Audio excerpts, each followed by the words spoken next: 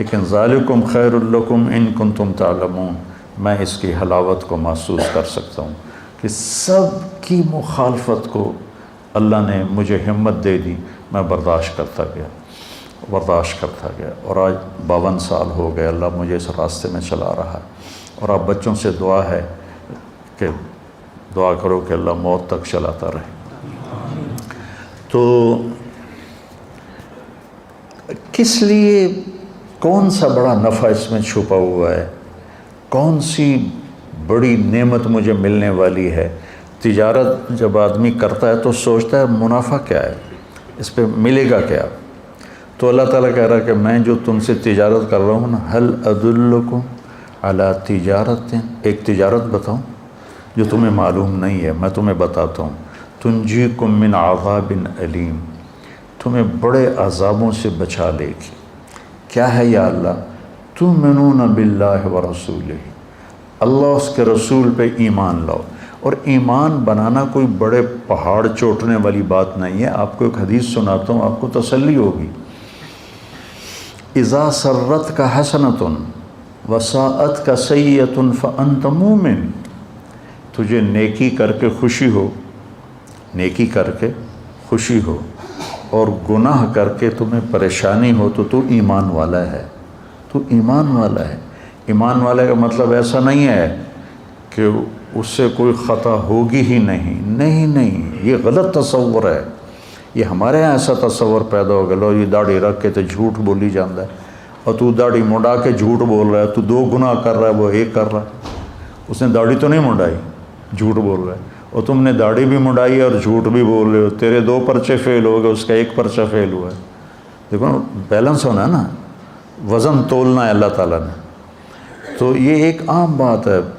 میرے ایک دوست نے داڑھی رکھ لی، کچھ دنوں بعد ایک انہوں نے شیو کرائی ہوئی، میں کو ایک ہی کیتا ہے کہ جی سارا دن جھوٹ بولنا پڑتا ہے، اس واسطے پھر میں نے شرم آئی۔ میں کہ بیوقوف، سچ بولنے کی پابندی کلمے نے لگائی ہے، داڑھی نے نہیں لگائی، اور جھوٹ چھوڑنے کی پابندی کلمے نے لگائی ہے، داڑھی نے نہیں لگائی۔ داڑھی الگ حکم ہے، سچ بولنا الگ حکم ہے۔ تو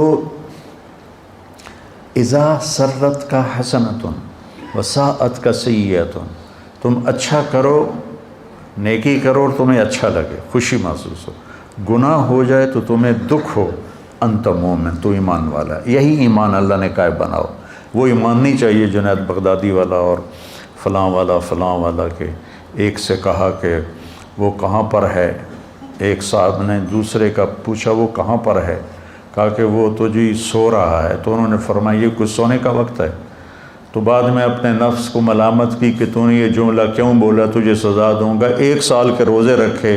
یہ اسلام میرے اللہ نے ہمیں نہیں بتایا، اپنے نفس کو سزا دینے کے لیے کہ تو نے یہ کیوں کہا کہ یہ کوئی سونے کا وقت ہے تو 1 سال روزے رکھے۔ نہ یہ اسلام پیش کرنے کا ہے، نہ یہ اسلام اللہ نے مانگا ہے۔ یہ رہبانیت کا ٹچ ہے جو تصوف کی وجہ سے اسلام میں آیا ہے۔ اس لیے میں کہتا ہوں صحابہ کی زندگی پڑھو جس میں تمہیں اسلام جھلکتا ہوا نظر آئے گا، اپنے نبی کی زندگی پڑھو تمہیں اسلام نظر آئے گا۔ بعد کے جو بزرگوں کے واقعات ہیں، اور ایک تو اکثر جھوٹے ہیں، ان میں کوئی حقانیت نہیں ہے، جو ہیں تو وہ غلوف ہیں، جن کو غلوف کا مطلب ہوتا ہے کہ بہت زیادہ شدت پسندی ہے، تو وہ ہمارے لیے معیار نہیں۔ معیار میرے نبی کی زندگی، معیار میرے نبی کی زندگی۔ حضرت عائشہ فرماتی ہیں کہ اللہ کے نبی روزے کے ساتھ ہوتے تھے، رمضان کی وجہ سے حدیث یاد آئی، اور نماز اذان ہو جاتی تھی اور نماز پڑھانے کے لیے نکل رہے ہوتے تھے، اور اپنی بیوی کا بوسہ لے کر باہر نکلتے تھے۔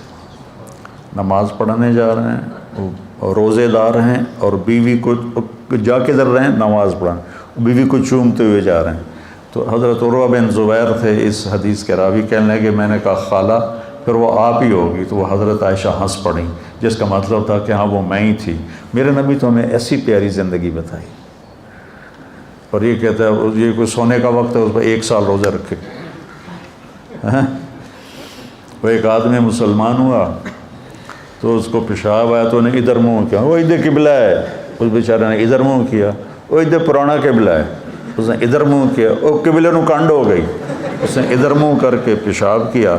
جب گھر گیا تو بیگم کہنے لگی بسم اللہ بسم اللہ، آکھن لگا بسم اللہ تو کر رہے ہیں تو پیشاب کر دی واری تینوں پتہ لگ جائے گا۔ تو ایسا اسلام ہمیں نہیں چاہیے، یہ اسلام نہیں ہے، یہ لوگوں کے اپنے ذوق کی چیزیں ہیں۔ 30 سال سے میں ستو کھا رہا ہوں، ہے نا فضائل اعمال میں واقع، بھائی تو کھا ستو سانوں کیوں دسی جانا؟ میرے نبی نے تو ساری زندگی کھانا کھایا ہے پسند۔ میرے نبی نے صرف ایک دفعہ باسی روٹی کھائی ام ہانی کے گھر، ورنہ ساری زندگی آپ یا تازہ کھایا یا فاقہ کیا، یا آپ تازہ کھاتے تھے یا فاقہ کرتے تھے، آپ نے رکھا ہوا کھانا نہیں کھایا۔ صرف فتح مکہ پر ام ہانی رضی اللہ عنہ کے گھر باسی روٹی تھی، آپ نے تھوڑی ان کی دلداری کے لیے کچھ کھا لی ہوگی، ورنہ آپ کی عادت مبارکہ تھی یا آپ تازہ کھاتے تھے یا پھر فاقہ فرماتے تھے۔ تو ایمان کا مطلب کہیں کوکاف پہ جانا نہیں ہے، 24 گھنٹے کی زندگی میں سچ بولے، جھوٹ نہ بولے، دیانتداری سے کاروبار کرے، دھوکہ نہ دے، زبان کی حفاظت کرے، گالی، غیبت، چغلی، الزام، شکایتیں یہ نہ کرے، رزق حلال کمائے، تو یہ کامل مکمل ایمان والا ہے۔ پھر اس میں کبھی کوئی اس سے اونچ نیچ ہو جائے تو توبہ کرے تو اللہ معاف کرے گا۔ یہ ہے اللہ رسول پر ایمان۔ یہ کوئی کوکاف پہاڑوں میں نہیں جانا، کوئی غاروں میں جا کے نہیں بیٹھنا، سچ بولے، دیانتداری سے اپنے کام کاروبار کرے، اپنے اخلاق اچھے رکھے، رزق حلال کمائے، تو یہ کامل ایمان والا ہے، مکمل ایمان والا ہے۔ اور پھر کیا کہا؟ پھر یہی چیزیں تجاہدون فی سبیل اللہ باموالکم وانفسکم، یہ چیزیں اوروں میں پیدا کرنے کے لیے تم محنت کرو، جو جس کی کوئی بھی شکل ہو سکتی ہے، لیکن سب سے خوبصورت شکل اس وقت تبلیغ کا کام ہے۔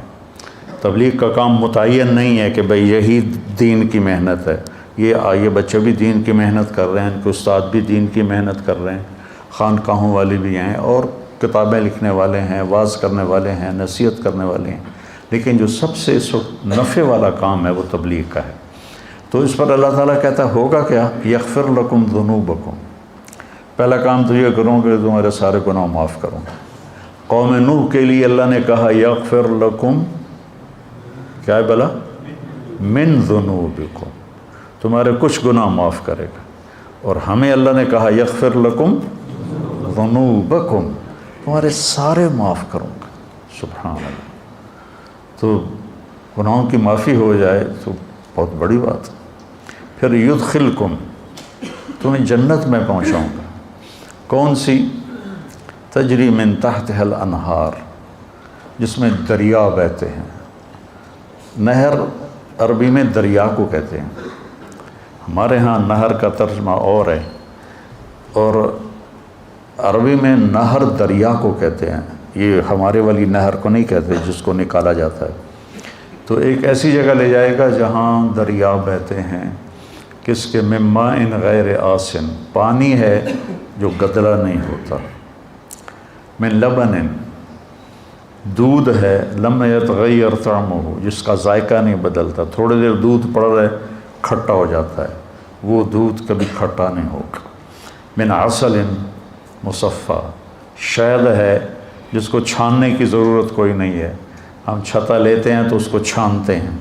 من خمر لذت للشاربین، اور شراب ہے جو لذت کے ہے پینے والوں کی۔ یہ تین چیزوں کے ساتھ اللہ نے یہ لفظ استعمال نہیں کیا، لذت للشاربین، پانی بھی ضرورت ہے، دودھ بھی ضرورت ہے، شہد بھی ضرورت ہے، اور شراب لوگ ضرورت کے لیے نہیں پیتے، لذت کے لیے پیتے ہیں۔ لیکن پاگل پھر الٹیاں کر رہے ہوتے ہیں، منہ سے بدبو آ رہی ہوتی ہے، شرابیوں کے ساتھ وقت گزر، ہمارے ساتھ کالج کے لڑکے شراب پیتے تھے، تو الٹیاں آ رہی ہیں، اندر ہی پیشاب نکل رہا ہے، بری حالت ہوتی ہے، اور بے ہوش ہو گئے تو لذت کا احساس ویسے ہی ختم ہو گیا۔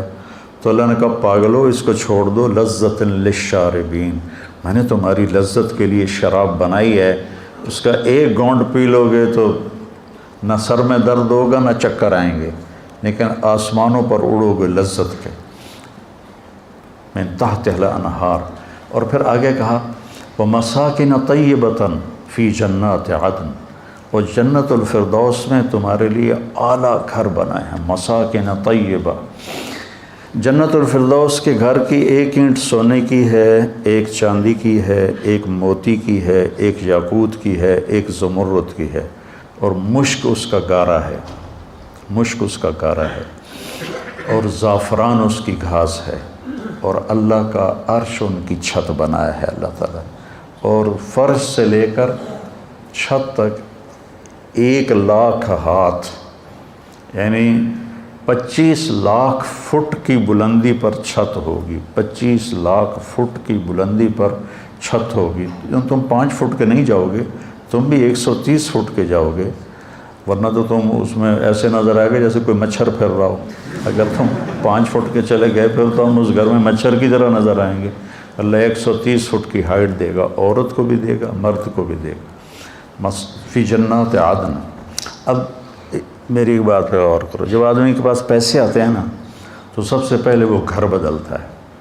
گھر بدلنے کے لیے کہتا ہے نہر کے کنارے گھر ہو، وہ جو نہر بہ رہی ہے، فیصلہ ہوا ایک ہی تو نہر ہے، باقی تو گندی گند ہے، تو جگہ بدلتا ہے، لوکیشن اچھی ہو اور گھر اچھا ہو۔ گھر اچھا ہونے کی 2 خوبیاں ہیں، ایک اس میں ضرورت کی چیزیں پوری ہوں، ایک اس کا نقشہ خوبصورت۔ تو مساکن طیبہ فی جنات عدن، جنات عدن لوکیشن بڑی اعلیٰ ہے، ساری جنتوں میں جنت الفردوس سب سے اعلیٰ درجے کی، سب سے اعلیٰ۔ جس دن اللہ نے جنت الفردوس کو بنایا ہے اس دن سے لے کر آج، اور آج سے قیامت تک روزانہ اس کو پہلے سے 5 گنا زیادہ خوبصورت کرتا ہے۔ وہ کیا چیز بن رہی ہوگی، کیا سما بننا ہوگا۔ یہاں کا مور ناچتا ہے تو دل باغ باغ ہو جاتا ہے، جب وہاں کا مور ناچے گا تو کیا منظر ہوگا۔ یہاں کی بلبل جب کوئل آواز نکالتی ہے تو آدمی حیران ہو جاتا ہے، وہاں کی کوئل جب آواز نکالے گی تو کیا سر ہوگا۔ یہاں کی موسیقی سن کر لوگ سر ہلانے شروع ہو جاتے ہیں، جنت کی موسیقی سنیں گے تو کیا حال ہوگا۔ ایک شخص نے پوچھا یا رسول اللہ جنت میں موسیقی ہے؟ آپ نے کہاں ہے؟ ایک درخت ہے اس کا نام ہے فیض، اس کا فیض کیا ہے کہ وہ ہوا اس کے ٹہنیوں کو ہلاتی ہے، تو ٹہنیاں اور پتے آپس میں ٹکراتے ہیں، اس سے ایسے سر نکلتے ہیں کہ ہزاروں سال بیٹھ کے سنتے رہو گے تو سننے کا مزہ ختم نہیں ہوگا، بلکہ بڑھتا رہے گا، بڑھتا رہے گا، بڑھتا رہے گا۔ اور اس کے درخت کے نیچے جنت کی لڑکیاں ہیں جو مل کر پھر گانا گاتی ہیں، اور جنت والے اس کو سن کر جنت بھی بھول جاتے ہیں، اپنا آپ بھی بھول جاتے ہیں کہ ایسی عالی شان تمہارے لیے اللہ نے سامان۔ مساکن طیبہ فی جنات عدن، لوکیشن بڑی اچھی ہے۔ مساکن، مساکن کا مطلب ہے ضرورت کی ہر چیز موجود ہے، ہر چیز موجود ہے، سکن اس لیے تو ہے مساکن۔ طیبہ کا مطلب ہے بڑا خوبصورت نقشہ ہے، بہت خوبصورت نقشہ، تو ساری گھر کی چیزیں پوری ہوگی۔ جگہ بڑی اعلیٰ ہے، جنت الفردوس، ضرورتیں ساری پوری ہیں، مساکن، خوبصورت بہت ہے، طیبہ۔ اور پھر یہاں آدمی زندگی گزار کے گھر بناتا ہے، پھر اس کو تبدیل کرنا چاہے تو کوئی ایک پلک جھپکنے کا کام تو نہیں ہے، پھر نیا گھر بنانے کے لیے مدتیں چاہیے، اور وہاں تم نے ایک لمحہ گزارا اور تمہارے جی میں ہے کہ نہیں ایسا نہیں، مجھے ایسا چاہیے، تو وہیں ایک پل میں وہ سارے گھر کا نقشہ تمہاری سوچ کے مطابق اللہ بنا دے گا۔ نہ کوئی اینٹ ٹوٹے گی، نہ کوئی پتھر ٹوٹے گا، نہ کوئی مٹی اٹھے گی، نہ کوئی مستری آئے گا، نہ کوئی مزدور آئے گا، نہ کوئی سیمنٹ آئے گا، نہ کوئی سیڑھی آئے گی، نہ کوئی کیل قابلہ آئے گا، اور تمہارے جی میں آئے گا کہ نہیں مجھے ایسا نہیں، مجھے تو ایسا چاہیے۔ تو جب تمہارے جی میں آئے گا ایسا چاہیے تو دوسری نظر میں تمہیں وہ گھر ویسا ہی نظر آئے گا۔ پھر تو نے ایسا نہیں مجھے ایسا چاہیے، کھیلتے رہو، کھیل ہے، کھیلتے رہو، نہیں مجھے ایسا چاہیے، پھر نہیں اب مجھے ایسا چاہیے، ہاں نہیں اب مجھے ایسا چاہیے، اب مجھے ایسا چاہیے۔ یہاں بڑی بڑی گاڑیوں والے ماڈل گاڑی کا نکالتے ہیں، کم از کم 3 سال ایک ماڈل چلتا ہے، چونکہ نئے ماڈل کو تیار کرنے میں وقت لگتا ہے، اور اس پہ جو ڈائیاں بنی ہوتی ہیں وہ ساری توڑنی پڑتی ہیں، پھر نئی ڈائی بنانی ہوتی، تو 3 سال کم از کم لگتے ہیں ایک ماڈل کے بعد دوسرا ماڈل آنے میں، 3 سال 4 سال 5 سال بھی لگ جاتے، اور پھر وہ جا کر نئی گاڑی لاتے ہیں۔ اب صحابہ کو تو پتہ نہیں تھا کہ مرسڈیز بھی آئے گی اور ٹویوٹا بھی آئے گی اور بینٹلے بھی آئے گی، BMW بھی آئے گی، وہ تو گھوڑے اونٹ ہی پوچھتے رہے۔ ایک صحابہ نے پوچھا یا رسول اللہ جنت میں گھوڑے ہیں؟ آپ نے کہا ہیں۔ اس ویکھیا ہی گھوڑا اور اس کی ویکھنا ہے۔ دوسرے نے پوچھا یا رسول اللہ جنت میں اونٹ ہیں؟ آپ نے کہا ہیں، ان کے پر ہوں گے سبز زمرد کے، تم اس پر بیٹھو گے وہ تمہیں لے کے اڑیں گے، جدھر تمہاری نظر جائے گی وہاں اس کا قدم جائے گا، اتنی لمبی ان کی، اتنی تیز ان کی پرواز ہوگی۔ لیکن ہم اگر آج اللہ کے نبی ہوتے تو ہم پوچھتے یا رسول اللہ جنت میں مرسڈیز ہے، جنت میں BMW ہے، جنت میں بینٹلے ہے، جنت میں روز رائس ہے، ہم نے تو یہ پوچھتے۔ اب ہمیں تو ہمارا علم تو صحابہ سے زیادہ ہو گیا دنیا کے لحاظ سے، تو ہم تو کہیں گے یا اللہ مرسڈیز چاہیے، وہ ٹک ہوگا اور مرسڈیز سامنے ہوگی۔ نہیں، اس کا لائٹیں چینج کرنی ہے، یوں ہوگا اور لائٹیں چینج ہو جائیں گی۔ اس کا اندر سے انٹیریئر تبدیل کرنا ہے، یوں ہو کر انٹیریئر تبدیل ہو جائے گا۔ تو مساکن ضرورت ہر چیز پوری ہے، لیکن عجیب بات ہے کہ پوری جنت میں ٹوائلٹ کوئی نہیں، اور واش روم کوئی نہیں، اور کپڑے دھونے کی جگہ کوئی نہیں، واشنگ مشین کوئی نہیں، سبحان، اور رہنا ہمیشہ کے لیے۔ اور ہر مرد عورت نے 100 جوڑے پہنے ہوں گے، 100، ایک نہیں 100، اور وہ 2 انگلیوں میں آ جائیں گے، اتنے باریک ہوں گے، اور ان کا وزن کوئی نہیں ہوگا کہ وہ نور سے بنے ہوں گے۔ تو جب کپڑے تبدیل کرنے ہوں گے تو نہ کپڑے اتارنے پڑیں گے نہ کپڑے پہننے پڑیں گے۔ اگر 100 جوڑے تم اتارنے لگو تو کندھوں کی ایکسرسائز تو خوب ہو گئی نا، 1 2 3 4 5 50 60 70 80 90 100 موٹے تو رہ گئے نا بندیاں میں۔ اور جب 100 پہننے پڑیں تو پھر 1 2 3 4 سال ہے جب 6 7 8 9 10 مر گیا تھا میں۔ ہائے ہائے ہائے ہائے ہائے، کیا جنت ہے! فی جنت تجری العیون خلالها والحور تقطر فی رشاکۃ اغیدی تختال فی حلل حرائر سندس استبرق واساور من عسجد والتاج یعلو فوق مفرق راسها من لؤلؤ وجواہر وزمرد حتی اذا اقتربت الیہ تبسمت بالغنج كالطفل الولید المسہد فهناك غرت الطیور ورتلت لحن الخلود بكل غصن املد۔ یہ جنت ہے، یہ جس کو تو ارادہ ہوگا میں کپڑے بدلوں، بس اتنا ہوگا، دماغ میں ڈیزائن آئے گا فلاں قسم کا۔ تو ایک درخت ہے طوبہ، ہر جنتی کو ملے گا، اس پر بڑے بڑے پھول لگے ہوئے ہیں، وہ پھول ایسے پھٹے گا اور ایک چمک اٹھے گی، وہ چمک جب ختم ہوگی تو آپ نئے جوڑے پہن چکے ہوں گے اور اگلے غائب ہو چکے ہوں گے۔ ان کو رکھنے کے لیے کوئی ٹچ کیس کوئی نہیں ہے، کوئی بیگ کوئی نہیں ہے، کوئی صندوق کوئی نہیں ہے، وہ گئے پھر کبھی لوٹ کے نہیں آئیں گے۔ اب چاہے دن میں 1000 دفعہ کپڑے بدلو کوئی مسئلہ نہیں، چونکہ آپ نے یوں کر کے ایک اس کا رومال بھی نہیں اٹھانا ہے، وہ سب اللہ کے ذمہ ہوگی۔ تو کہہ رہا تمہیں تجارت بتاتا ہوں، تمہیں بڑے دکھوں سے بچائے گی، بڑی اسپیشل تجارت ہے۔ ایک اپنا ایمان ٹھیک کر لو، اتنا کر لو کہ گناہ سے دکھ ہو، نیکی سے خوشی ہو، اور فرائض پورے کر لو۔ اور فرائض کے بعد یہ 4 باتیں میں نے بتائیں، سچ بولو، دیانتداری سے معاملات کرو، اخلاق اچھے کرو، رزق حلال کماؤ، تو پھر تم آ جاؤ، تمہارے گناہ کے سارے پیپر صاف کر دوں گا، اور تمہارے لیے خوبصورت گھر ہوگا، اور تمہارے لیے ضرورت ساری پوری ہوگی، اور کچن بھی کوئی نہیں جنت میں، یار یہ بھی یاد آ گیا، جنت میں کچن بھی کوئی نہیں۔ ایک دفعہ ہم بیٹھے تھے مولانا سعید خان صاحب کے پاس، تو ایک نے پوچھا جی جنت میں حقہ ہوگا؟ تو مولانا نے کہا حقہ تو ہوگا پر آگ لینے جہنم جانا پڑے گا۔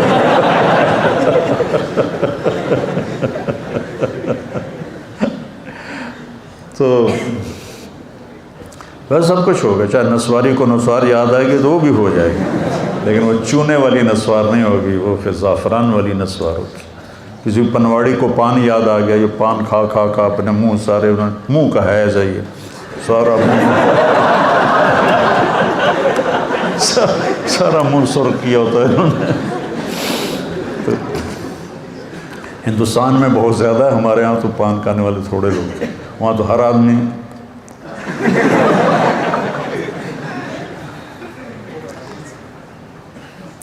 تو اللہ تعالیٰ کہتا تم آ جاؤ، گناہ سارے معاف، بہترین گھر ہوگا، ہر ضرورت پوری ہوگی، اور انتہائی خوبصورت ہوگا، اور بہت اعلیٰ جگہ پر ہوگا، فی جنات عدن۔ پھر کہا ذالک الفوز العظیم، ہوا یہ حالات، ذالک الفوز العظیم، یہ ہے اصل کامیابی، کہ تمہیں جنت ملے، تمہیں اللہ کی رضا ملے، تمہارے گناہ معاف ہو جائیں، یہ تجارت ہے اصل کامیابی۔ لیکن میں اللہ پہ قربان جاؤں، اللہ ہمارا خالق ہے، کہنا کہ وہ اخرى، ایک اور بات بھی ہے، یہاں قرآن کا لہجہ بدل جاتا ہے، وہ اخرى، ایک اور چیز بھی ہے جو تمہیں پسند ہے، تحبونہا، اللہ تعالیٰ کہہ رہا ہے مجھے پتہ ہے میرے بندو تم دنیا لیے بغیر تمہیں جنت پر تمہارا گزارا نہیں ہوگا، تم کہو گے کوئی پراٹھا اتنے بھی چاہیے، تو وہ اس کو اللہ نے کہا وہ اخرى، وہ ایک اور چیز بھی ہے، تو میرا چہرہ دیکھو ایک اور چیز بھی ہے۔ تو لہجہ، چہرے کا انداز اس کو ہلکا بنا رہا ہے کہ کوئی معمولی چیز ہے، کوئی بڑی چیز کوئی نہیں ہے، وہ اخرى، اخرى، آدمی اپنا شکل بھی بدلتا ہے اور ہاتھ کے حرکت کو بھی اس کے ساتھ تائید کے طور پر، وہ اخرى، ایک اور شے بھی ہے، تو انہوں بڑی چنگی لگی، اللہ نے بڑی چنگی نہیں لگی تو انہوں چنگی لگ دی ہے، کی ہے نصر من اللہ و فتح قریب، یا اللہ دنیا بھی دے، اس کے بغیر گزارا نہیں۔ وہ قتادہ بن نعمان رضی اللہ عنہ کی آنکھ ضائع ہو گئی فتح غزوہ احد میں، تو ان کی آنکھوں میں تیر لگا ہوا تھا، تو وہ یا رسول اللہ میرے آنکھوں میں تیر لگ گیا، تو آپ نے کہا آنکھ چاہیے یا جنت چاہیے؟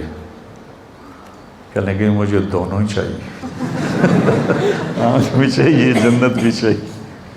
تو آپ نے ان کا تیر نکالا اور وہ جو کیما بن گئی تھی آنکھ، اس کو اپنے ایسے ہاتھوں میں انگلیوں میں لیا اور ان کی آنکھ میں رکھ کر اوپر ایسے ہاتھ پھیر کر کہا اللہم اجعلھا احسن عینی، یا اللہ دوسری آنکھ سے زیادہ خوبصورت کر دے۔ تو اپنے انگلیاں ہٹائیں تو وہ چمک رہی تھی روشن آنکھ۔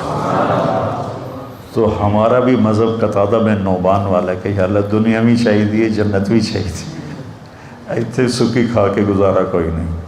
تو میرا رب ہم سے ایک تجارت کر رہا ہے، بچوں، یا باہر کا مجمع آیا ہوا ہے، اب لوگ تبلیغ میں جایا کریں، زیادہ نہیں 3 دن ہر مہینے لگا لیا کریں، آپ کے ہر مسجدوں میں تبلیغ کا کام ہو رہا ہے، تو انشاءاللہ العزیز اللہ تعالیٰ یہ ہر مہینے 3 دن اگر آپ جاتے رہیں گے تو آپ کی زندگی میں بہت بڑی تبدیلی آ جائے گی۔ اور یہ طاق راتیں چل رہی ہیں، آج بھی طاق رات ہے، شب قدر ہے یا نہیں ہے یہ تو اللہ کے علم میں ہے۔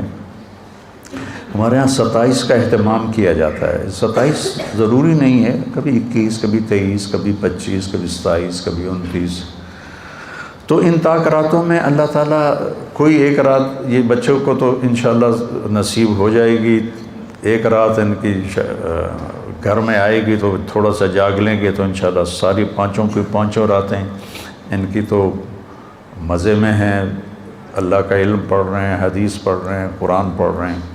آپ جو آئے تشریف لائے ہوئے اپنے گھروں میں جاگنے کا اہتمام کر لیں، چھوٹی راتیں ہیں۔ تو ایک تو کوئی والدین کا نافرمان ہے تو ماں باپ سے معافی مانگ لیں، کوئی شراب کا عادی ہے تو توبہ کر لے، کوئی رشتہ داروں سے لڑا ہوا ہے تو صلح کر لے، کوئی دل میں کینہ بغض نفرت رکھتا ہے تو اس کو دل کو صاف کر لے، تو پھر انشاءاللہ بخشش کی مہر اللہ کے نبی نے لگا کے دی ہے کہ شراب نہ پیتا ہو، ماں باپ کا نافرمان نہ ہو، رشتہ داروں سے لڑائی نہ لڑتا ہو، دل میں بغض نہ رکھتا ہو، تو شب قدر میں سب کی بخشش ہو جاتی ہے۔ لیکن یہ 4 کام میں سے کوئی ایک کام بھی کسی کے اندر ہے تو پینڈنگ ہو جاتا ہے، یہ نہیں کہ اس کی ہوتی نہیں، اگر وہ توبہ کر لے گا تو معاف ہو جائے گا۔ تو میرے عزیزو، یہ مختصر سی زندگی ہے، نہ جانے بلا لے پیا کس گھڑی، تو کیا کیا کرے گی اری دن کے دن، بلانے والے کا بلاوا پتہ نہیں کب آ جائے، تو ہم اپنی آخرت کو بنانے کے لیے یہ ہمیں اللہ نے بہترین کام دیا ہے تبلیغ کا، کہ 3 دن ہر مہینے آپ جاتے رہیں تو انشاءاللہ آپ کی زندگی میں تبدیلی آ جائے گی۔ اور یہ بچے جو فارغ ہو رہے ہیں یہ سال کی نیت کریں، انشاءاللہ اللہ ان کو بہت زیادہ دے گا، اللہ تعالی ہمیں قبول فرمائے۔ اللہم لک الحمد کما انت اہلہ، وصلی علی محمد کما انت اہلہ، وفعل بنا ما انت اہلہ، انک اہل التقوی و اہل المغفرہ۔ اللہم انا نسألک خیر ما سألک منہ عبدک و نبیک محمد صلی اللہ علیہ وسلم، ونعوذ بک من شر ما استعاذک منہ عبدک و نبیک محمد صلی اللہ علیہ وسلم۔ اللہم انت المستعان و علیک البلاغ، لا حول ولا قوة الا باللہ، آمین۔ وصلی اللہ تعالی نبی الکریم برحمتک۔